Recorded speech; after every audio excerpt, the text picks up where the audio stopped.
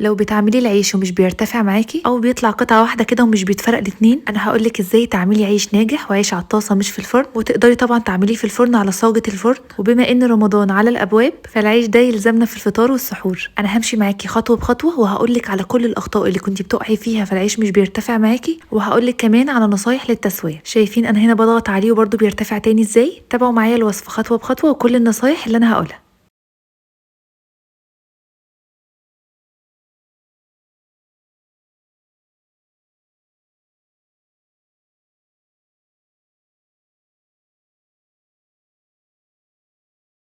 اول حاجه عندي نص كيلو من الدقيق، عليه معلقه كبيره من السكر، معلقتين صغيرين من الخميره بما يعادل 10 جرام او معلقه كبيره مش مليانه، نص معلقه صغيره من الملح، وهقلب الخليط ده كويس جدا مع بعض. وبعدين هنزل عليه بخليط كده شويه ميه على شويه لبن دافيين، وممكن تعجنوه بلبن بس وممكن تعجنوه بلبن رايب دافي بيكون خطير، وبنكمل عجن بميه دافيه. انا في العادي بعمله بلبن رايب بس ما كانش عندي لبن رايب وقتها فعملته بلبن على ميه.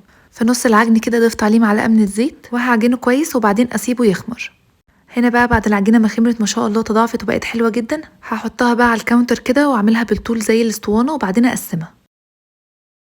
الكميه دي هتعمل لي 10 ارغفه، حجم الرغيف وسط يعني مش صغير قوي ولا كبير قوي. تقدروا طبعا تعملوا كيلو دقيق و2 كيلو دقيق وهتضاعفوا كل المقادير اللي احنا ذكرناها. كورتهم كده على 10 كور وبعدين هسيبهم يرتاحوا تاني.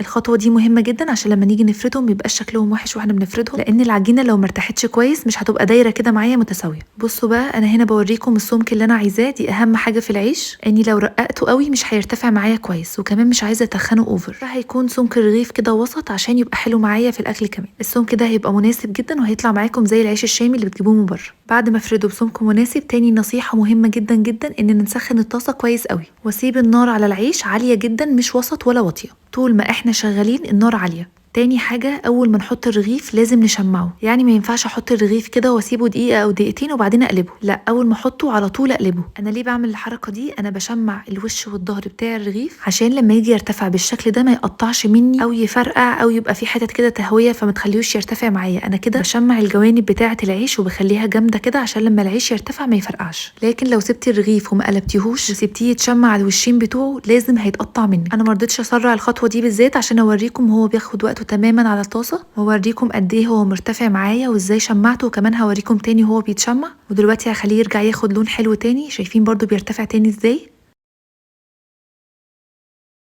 كمان مهم جدا جدا ان انا بعد ما افرد العجينه لازم اخليها تخمر قبل ما احطها على الطاسه، يعني ما ينفعش افرد العجينه وبعدين احطها على الطاسه مباشره، لا هخلص كل ال10 كور وبعدين ابدا باول رغيف انا فردته. الخطوه دي كمان مهمه جدا عشان لما يدخل على الطاسه على طول يرتفع ويبقى زي ما انتم شايفين في الفيديو كده بالظبط. يبقى كده قلتلك سمك الرغيف يكون مناسب، الرغيف يخمر بعد ما يتفرد قبل ما احطه على الطاسه، الطاسه تكون سخنه وعلى نار عاليه، واخر حاجه لازم اشمع الرغيف. هوريكم واحده تانية كده وانا بشمع الرغيف. انا دلوقتي حطيته وقبل ما يطلع اي فقاعات انا هقلبه على طول، قلبته مرتين كده وهو بيطلع الفقاعات وكمان بساعده وهو بيرتفع كده. الرغيف بتاعي متشمع فهو قادر يتحمل ان العيش يرتفع. وبس كده، هي دي النصايح المهمه جدا اللي لازم تكوني عارفاهم وانتي بتعملي العيش.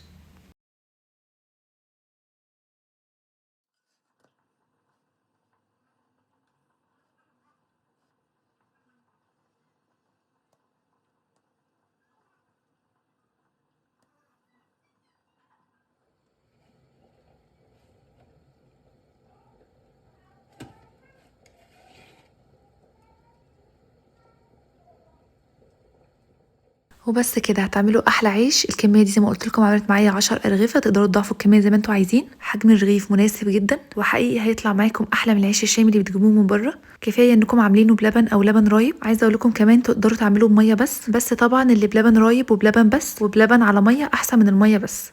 اول ما تطلعوه من الطاسه هتغطوه شويه عشان يطرى، وبعد ما يبرد تقدروا تشيلوه في اكياس في الفريزر لرمضان بقى والسحور والفطار. وبس كده، انا كده خلصت الوصفه بتاعتي، اتمنى تكون عجبتكم. مع السلامه.